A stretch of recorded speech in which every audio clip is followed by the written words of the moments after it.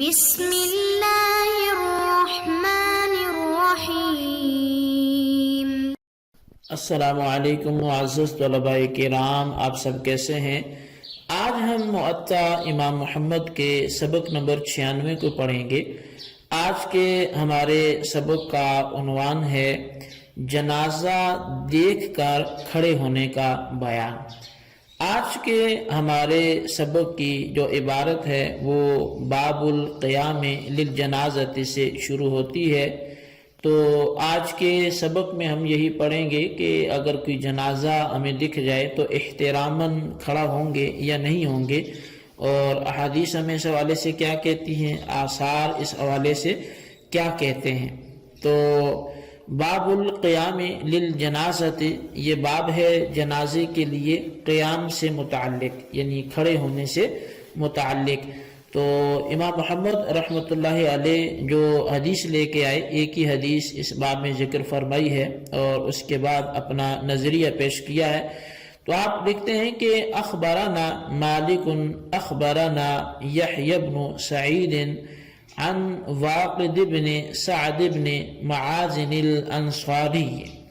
عن نافع بن جبیر بن مطعم عن معوذ بن الحکم عن علی بن ابی طالب رضی اللہ عنہ ان رسول اللہ صلی اللہ علیہ وسلم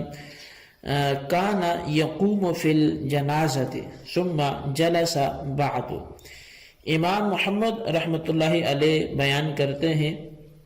کہ ہمیں امام مالک نے بیان کیا، اور وہ کہتے ہیں کہ ہمیں یحییٰ بن سعید نے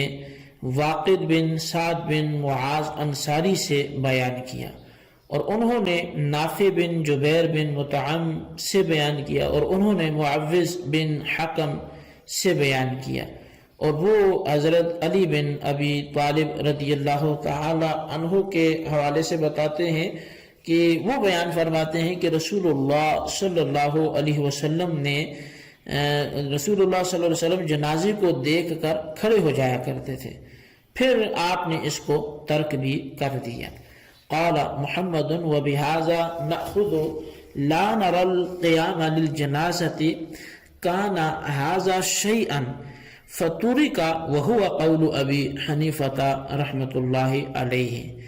امام محمد رحمۃ اللہ علیہ اس باب کی حدیث کو لکھنے کے بعد فرماتے ہیں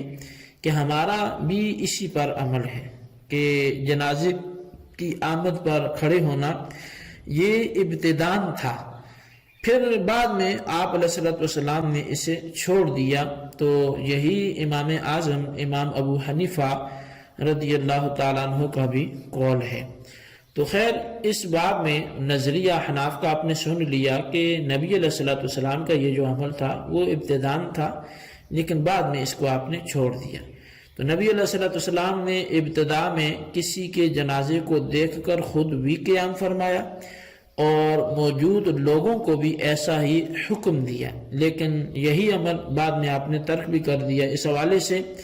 حضرت عبداللہ بن عمر رضی اللہ عنہما کے حوالے سے ایک حدیث پاک مجمع الزوائد میں مروی ہے کہ ایک شخص نے نبی علیہ السلام سے پوچھا کہ یا رسول اللہ، کبھی کبھار ایسا ہوتا ہے کہ ہمارے سامنے سے کافروں کا جنازہ گزرتا ہے، کافر میت گزرتی ہے، تو کیا اس کے لیے ہم کھڑے ہو سکتے ہیں؟ تو نبی علیہ السلام نے فرمایا کہ کھڑے ہو جایا کرو، کیونکہ در حقیقت تم اس کافر کے لیے نہیں کھڑے ہو رہے، بلکہ ایک عظیم امر کی وجہ سے کھڑے ہو رہے، اور وہ عظیم امر جو ہے وہ قبض ارواح ہے، یعنی ایک میت کا ہونا ہے، چاہے جائے کہ وہ کافر ہے۔ اسے امام احمد نے اور امام طبرانی نے جو ہے وہ ذکر فرمایا ہے۔ امام احمد کی روایت کے جو رجال ہیں وہ ثقہ ہیں، اور ابو سعید بن زید سے روایت ہے کہ نبی علیہ السلام کے قریب سے ایک جنازہ گزرا تو آپ اس کے لیے کھڑے ہو گئے تھے۔ اس روایت کو بھی امام احمد نے روایت کیا، لیکن اس میں ایک راوی ایسا ہے کہ جس میں کافی کلام بھی کیا گیا۔ تو بہرحال اب اس روایت میں دو باتیں جو ہیں وہ موجود ہیں۔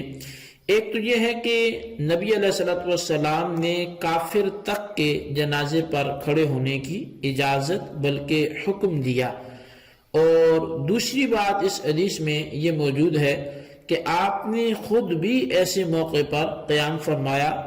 لیکن یہ جو بھی تھا یہ سارا ابتدان تھا جو بعد میں منسوخ کر دیا گیا۔ تو اب سوال یہی پیدا ہوگا کہ ہم نے تو جو حدیث پڑھی وہ قیام بالجنازے کے اس بات کے حوالے سے ہیں، جو منسوخ ہونے کا تو ابھی تک اس میں کچھ روایت ایسی نہیں آئی کہ جس میں یہ موجود ہو کہ اب وہ عمل منسوخ ہو گیا۔ تو اگر یہ واقعی یہ حدیثیں منسوخ ہیں تو اس کی ناسخ احادیث وہ کدھر ہیں؟ تو اس کا جواب یہ ہے کہ اس عمل کی جو ناسخ احادیث ہیں وہ ابو بکر بن ابو شیبہ یعنی امام بخاری کے جو استاد ہیں، اور ان کی کتاب مصنف ابن ابی شیبہ جو ہے انہوں نے بہت سی اپنی اس کتاب میں احادیث ذکر فرمائی ہے، لیکن ان میں سے چند ایک وہ آپ کے سامنے میں روایت کرتا ہوں۔ سب سے پہلے حضرت مسعود بن حکم رضی اللہ تعالیٰ عنہ وہ حضرت علی المرتضی رضی اللہ تعالیٰ عنہ سے روایت کرتے ہیں کہ رسول اللہ صلی اللہ علیہ وسلم ایک جنازے کے لیے کھڑے ہوئے، تو اب حضرت علی فرماتے ہیں کہ ہم بھی کھڑے ہو گئے، تو پھر آپ بیٹھ گئے تو ہم بھی بیٹھ گئے۔ اسی طرح ابو اسحاق یہ روایت کرتے ہیں کہ حضرت علی المرتضی اور حضرت عبداللہ بن مسعود رضی اللہ تعالیٰ عنہما کے اصحاب جو تھے، یعنی ان کی مجالس میں بیٹھنے والے جو لوگ تھے، وہ جنازے کو دیکھ کر کھڑے نہیں ہوتے تھے جبکہ جنازہ ان کے قریب سے گزر رہا ہوتا تھا۔ اسی طرح تیسری روایت حسن بن علی اور حضرت عبداللہ بن عباس رضی اللہ عنہم سے ہے کہ ایک جنازہ انہوں نے گزرتے دیکھا، تو ان میں سے ایک کھڑا ہو گیا اور دوسرا بیٹھا رہا، تو کھڑے ہونے والے نے بیٹھنے والے سے بھی پوچھا کہ تو کیوں نہیں کھڑا ہوا؟ کیا نبی علیہ الصلوۃ والسلام نے قیام نہیں فرمایا تھا؟ تو جو شخص بیٹھا تھا اس نے جواب دیا، ہاں آپ نے قیام فرمایا، پھر ترک کر دیا تھا اور بیٹھتے رہتے تھے۔ اب ان روایات سے جو ہے وہ یہی مسئلہ ثابت ہوتا ہے کہ جنازے کی آمد پر جو قیام ہے وہ ابتدائی دور میں تھا،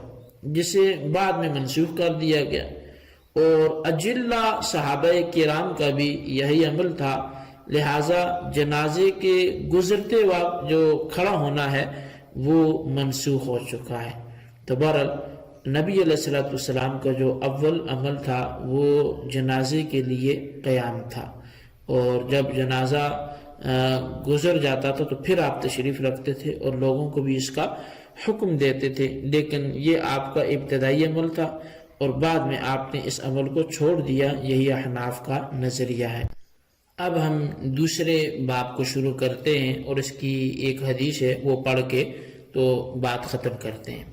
باب الصلاۃ علی المیت والدعاء، نماز جنازے کی نماز اور اس کی دعا کا یہ بیان ہے۔ اخبرنا مالک حدثنا سعید المقبوری عن ابیہ انہ سأل ابا ہریرہ رضی اللہ عنہ كيف يصلي على الجنازة فقال أنا لعمر الله أخبرك أتبعها من أهلها فإذا وضعت كبرت فحمدت الله وصليت على نبيه ثم قلت اللهم عبدك وابن عبدك وابن أمتك كان يشهد أن لا إله إلا أنت وأن محمدا رسولك وأنت أعلم به إن كان محسنا فزد في حسناته وإن كان مسيئا فتجاوز عنه اللهم لا تحرمنا أجره ولا تفتنا بعده۔ امام محمد فرماتے ہیں کہ ہمیں امام مالک بن سعید مقبوری سے انہیں ان کے والد نے خبر دی کہ میں نے حضرت ابو ہریرہ رضی اللہ عنہ سے پوچھا کہ تم نماز جنازہ کیسے پڑھتے ہو؟ تو وہ فرمانے لگے